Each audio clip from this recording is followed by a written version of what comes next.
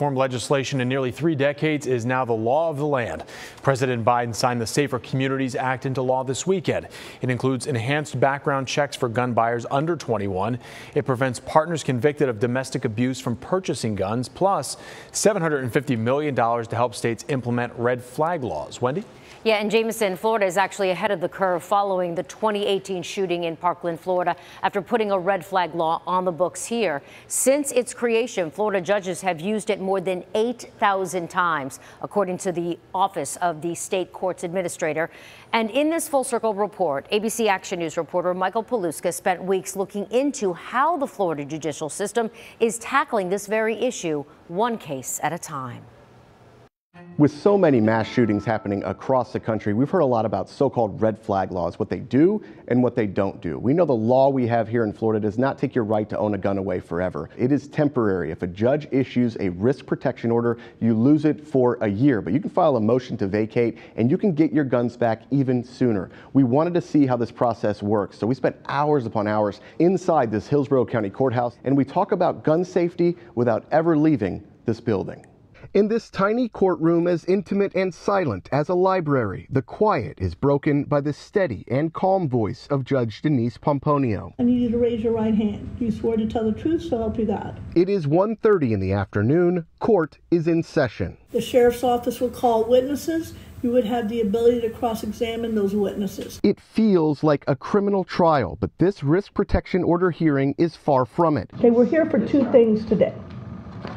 First part is a compliance hearing. I sat in on 3 days of hearings listening to testimony that is both heartbreaking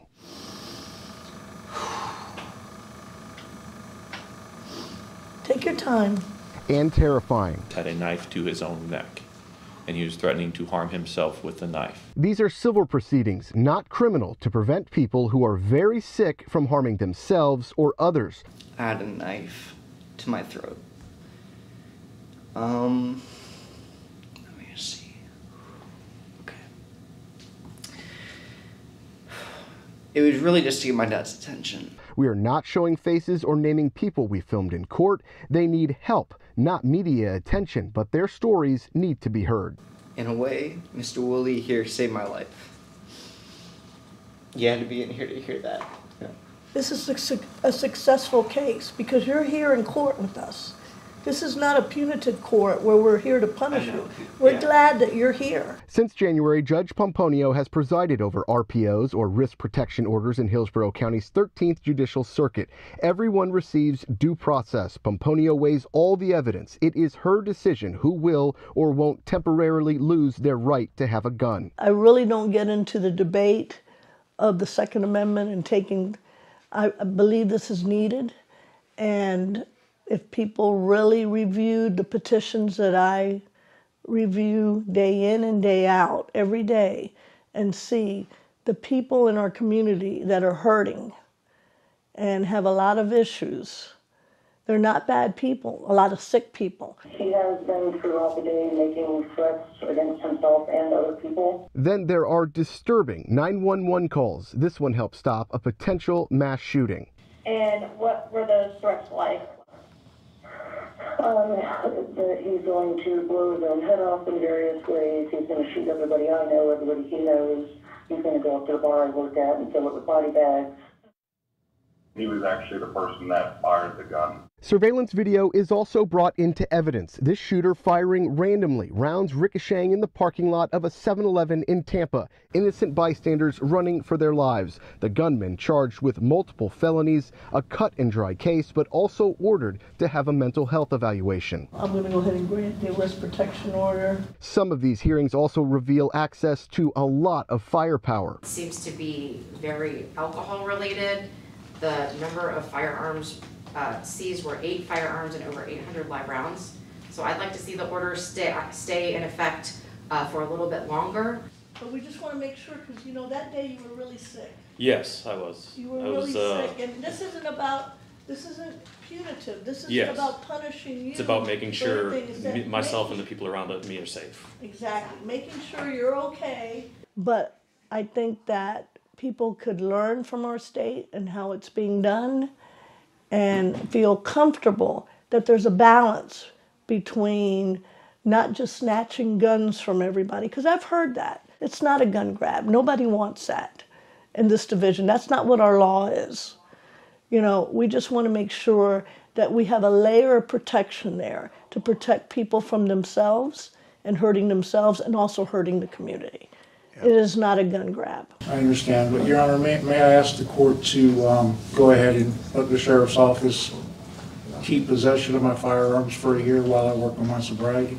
Pomponio tells me a number of people give up their guns willingly. I mean, I don't want to lose my rights, but at the same time, I do want to get sober. I had 2 years until my mom passed away in January, and I slipped, and it's been downhill since then. Right. But it's great to hear that you're working the steps. Excellent. In 2018, after 17 students and staff were murdered in Parkland, the Florida legislature passed the Marjorie Stoneman Douglas High School Public Safety Act, raising the minimum age for gun purchases to 21, lengthened the waiting period, and created our red flag law. Since the law went into effect, judges across the state have issued more than 8,000 risk protection orders, and in that same time period in Pinellas County, more than 2,300 guns were surrendered to law enforcement or transferred to a lawful third party, along with more than 430,000 rounds of ammunition. Let's get the parents in. We need to shake this tree and find out what's going on. Only law enforcement can bring a petition for an RPO, so this law isn't neighbor versus neighbor, and everyone must be served by law enforcement before a hearing in front of the judge can even move forward. Oh, I wish I had better news for you. I wanted you to ask you some questions. They have not been able to serve your son. Where is he hiding? He's not hiding in his house. He just doesn't answer the door. I mean, does he never come out? And he's paranoid anyway. That's part of his disease. And he thinks people are after him. And all you're going to do, all that's going to happen is you're just feeding into it. It's feeding into his paranoia. That's why he wants a gun. That's what we are checking, because that's why we're here today, and that's why we're not allowing him to do what maybe he could do. Is this worth it? Is it worth it? Yeah. Is it worth not having your son kill himself or other people? And this is one of those laws that you want to do the right thing. Because if you don't do the right thing, somebody could really be hurt or killed. In Tampa with photojournalist Reed Moeller, Michael Paluska, ABC Action News.